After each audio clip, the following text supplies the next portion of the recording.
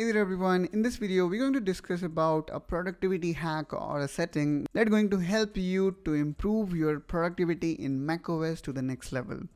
With lot many folks, what happen is they work in a particular folder and every time in macOS they need to go to that particular folder while working. So we all need to always access that folder by visiting to it. So in my case also there is one folder which I always use and available in my OneDrive. The reason why I use this particular one is such that whenever I am making changes to any file or any document, it will automatically get synced to my other computers and I should be able to access that document in my other devices. But the thing is, I always need to go inside OneDrive and then need to access it, which to me again is convenience. If you already have installed OneDrive, at least you do not need to open it in browser and then access it. So in order to make it more accessible, what we can do here is I can make alias of it. So when you make alias, you can move it to the place wherever you want. So what I did is I created shortcut of this and now I simply can make double click so that I can directly open to this folder. So this is one thing what we can do. Another thing what we can do is we can drag this folder to our favorite.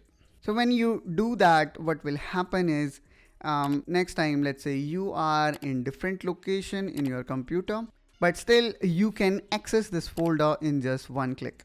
So that's kind of ease that it will provide by adding that folder to your favorite. Now there is one more thing that we can do to make it accessible no matter where we are, which is adding it to your dock. Adding to dock is also pretty easy. All you need to do is make a right click on it and then click on add to dock.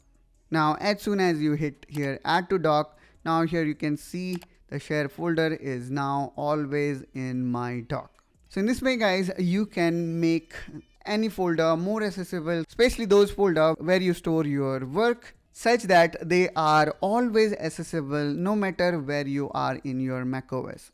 And then there is a reason why in this example I intentionally use a folder that actually stay in cloud. So this folder actually stay in cloud and then it is synced with my Mac and I made this particular folder available everywhere.